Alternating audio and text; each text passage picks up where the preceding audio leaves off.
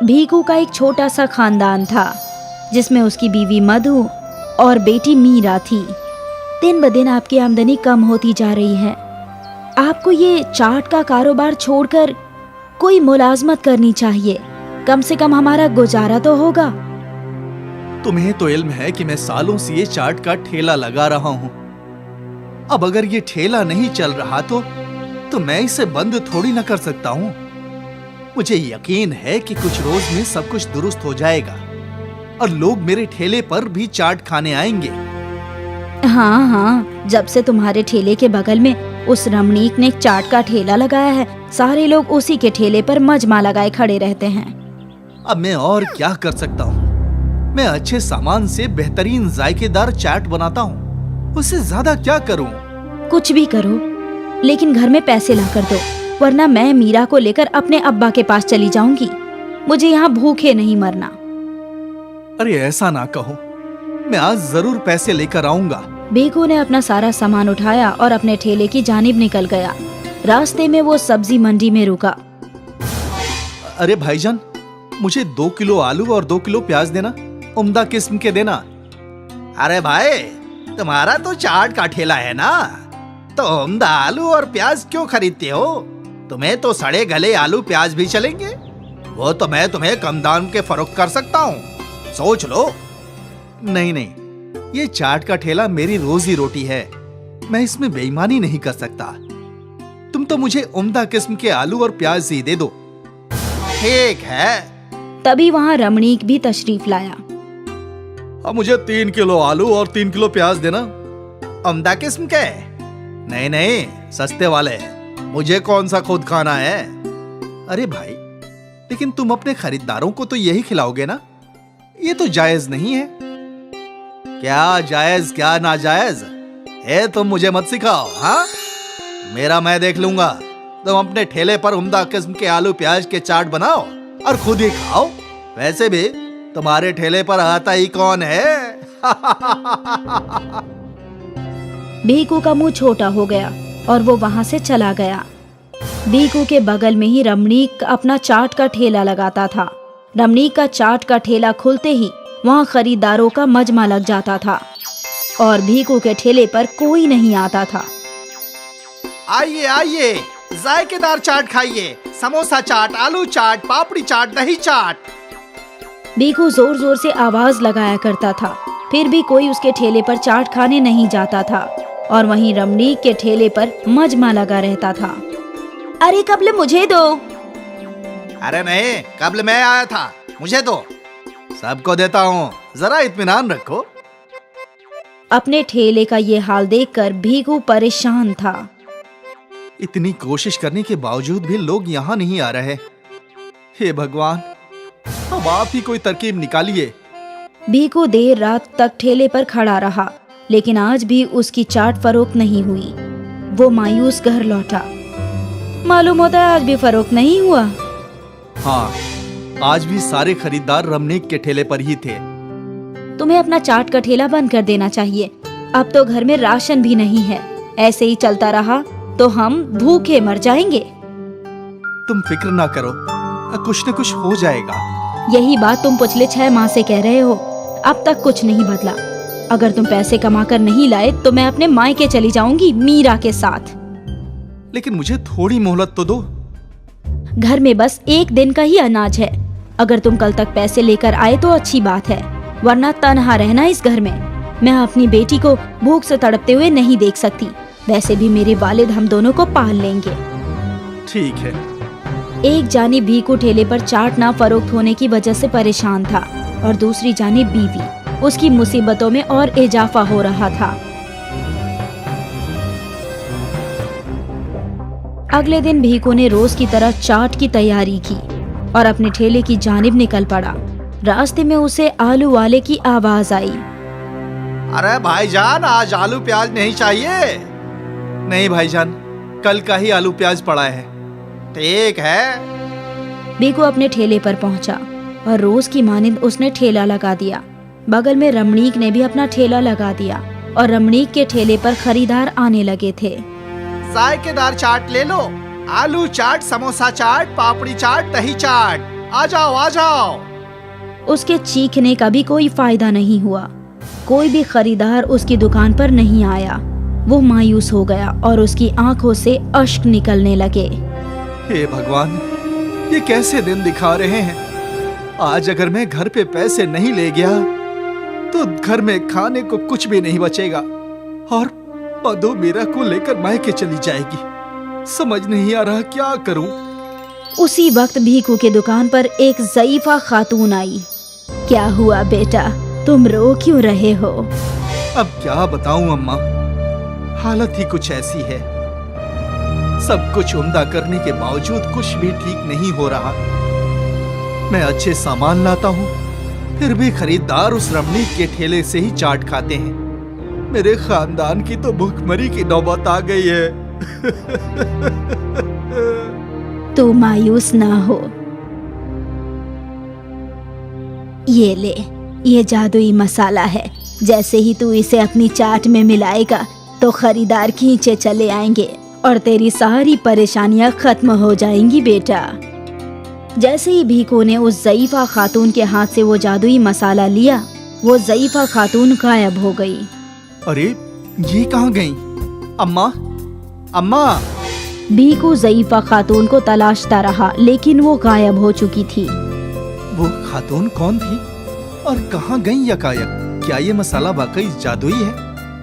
भीखू ने मसालों का डिब्बा खोला और थोड़ा सा जादुई मसाला अपने आलू में मिलाया और उसके ऐसा करते ही सारे खरीदार उसके ठेले पर खींचे चले आए। मुझे एक दही चाट, मुझे आलू चाट, मुझे तीखे पापड़ी चाट।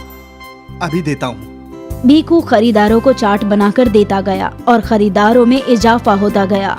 वो एक को चाट देता तो दूसरा आ जाता। आज पहली मर्तबा भीखू के पास इतने सारे पैसे थे। कुछ ही घंटों में उसकी सारी चाट फरोख्त हो गई और वहाँ रमणीक के ठेले पर एक भी खरीदार नहीं था। रमणीक गुस्से से भीखू की जानिब देख रहा था। भीखू ने अपना ठेला बंद किया और अपने घर लौट गया। ये लो बेगम साहिबा, आज की कमाई। इतने सारे पैसे? और ये ले बिटिया तेरी चॉकलेट। अम्मा देखो, अब्बा मेरे लिए चॉकलेट लाए हैं। मेरे प्यारे अब्बा। इतने सारे पैसे कहाँ से लाए? ठेले से कमा कर लाया हूँ। भीखू ने मधु को जादुई चाट मसाले के मुतालिक बताया। वाह, ये तो बहुत अच्छी बात है। अरे अब हमारे अच्छे दिन आ गए हैं। अब से कभी खाली हाथ लौटना नहीं पड़ेगा। लेकिन अगर वो जादुई मसाला खत्म हो गया तो? इसकी भी तरकीब है मेरे पास। भीखू एक मसाले की बोरी ले आया और उसने वो जादुई मसाला उस बोरी में पलट दिया और पूरी बोरी चमकने लगी। बाप रे! अब ये सारा मसाला जादुई मसाला है। इस तरह हम हमेशा जादुई मसाला बनाते रहेंगे और इतने सारे पैसे रोज कमाएंगे। अगले रोज से भीखू खुशी खुशी अपना ठेला खोलने लगा, क्योंकि ठेला खोलते ही खरीदारों की भीड़ लग जाती थी। भीखू बहुत खुश था। कुछ रोज बाद रमणीक ने अपना ठेला वहाँ से हटा लिया। अब उस इलाके में बस भीखू का ही चाट का ठेला था, जहाँ हमेशा खरीदारों का हुजूम लगा रहता था। और ये कमाल था जादुई चाट मसाले का। चना जोर गरम, चना जोर गरम, चना जोर गरम। बुंदेला के बाजार में ये आवाज सुनते ही लोग हरिया की ओर दौड़े चले आते। जो भी उसके चना जोर गरम खाता, वो तारीफ किए बिना रुक नहीं पाता। अरे वाह, क्या दुरुस्त चना जोर गरम है। इससे अच्छा चना जोर गरम कहीं नहीं मिलता भाईजान।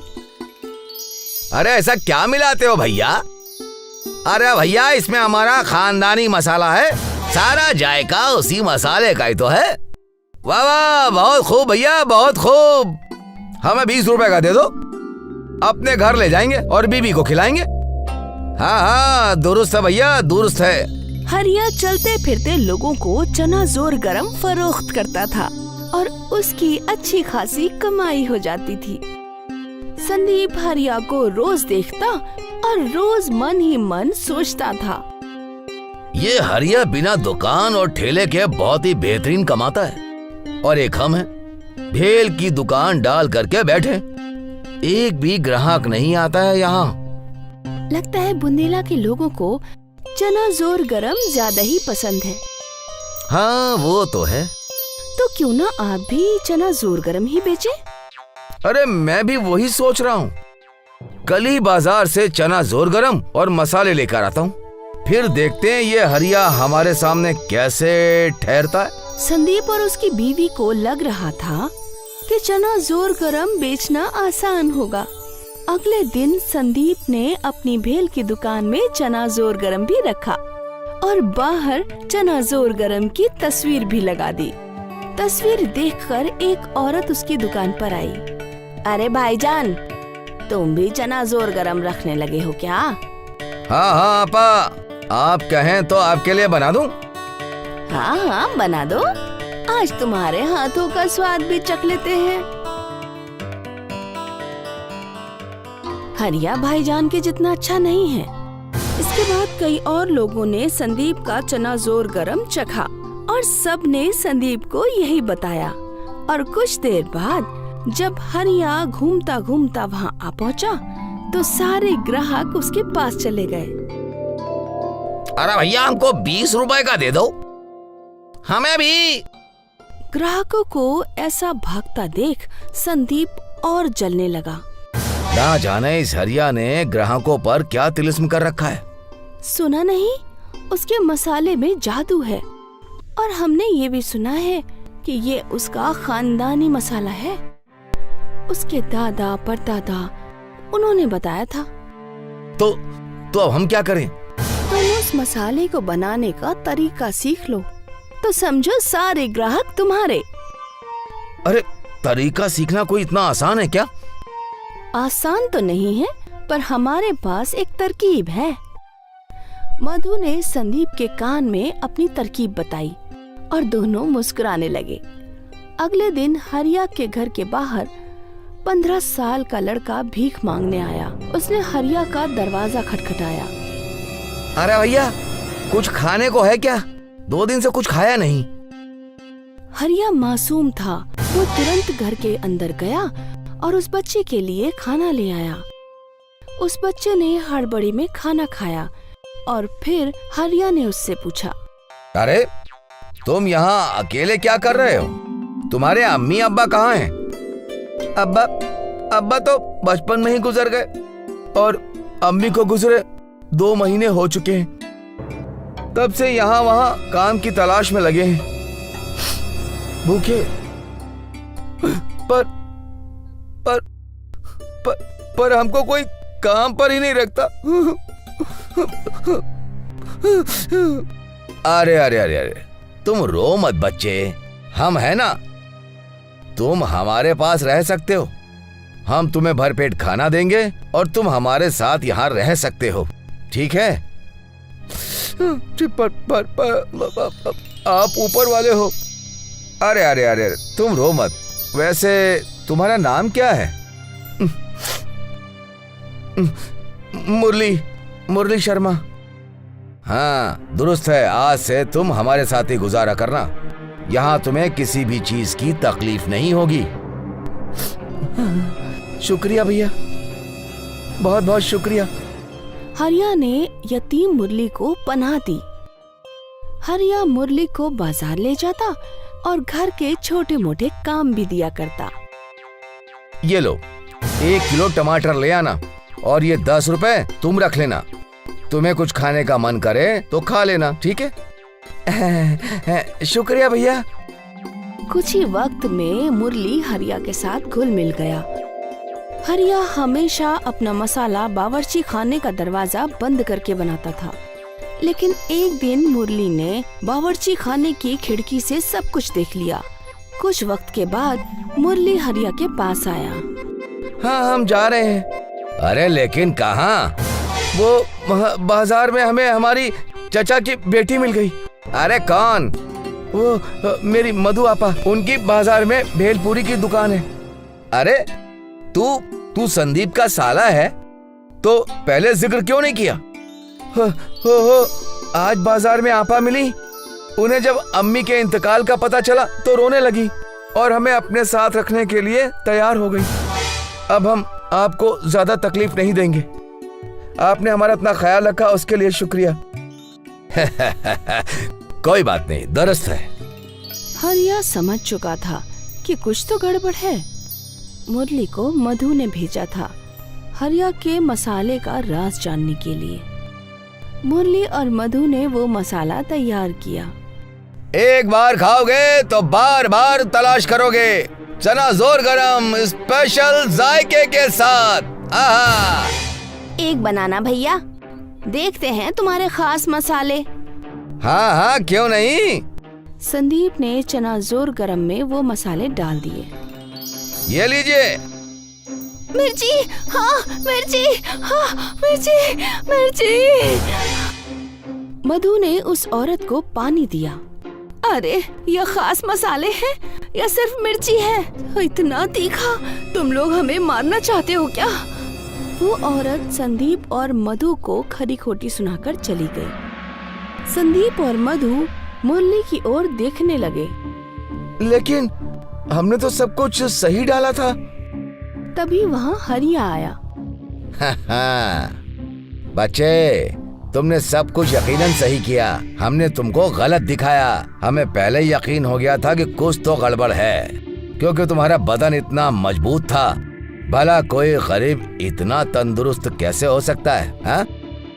अरे संदीप, तुमको हमारे मसालों का राज जानना था ना, वो तो हम तुमको नहीं बताएंगे। पर हरिया समझदार था, उसने अपना राज ही रखा।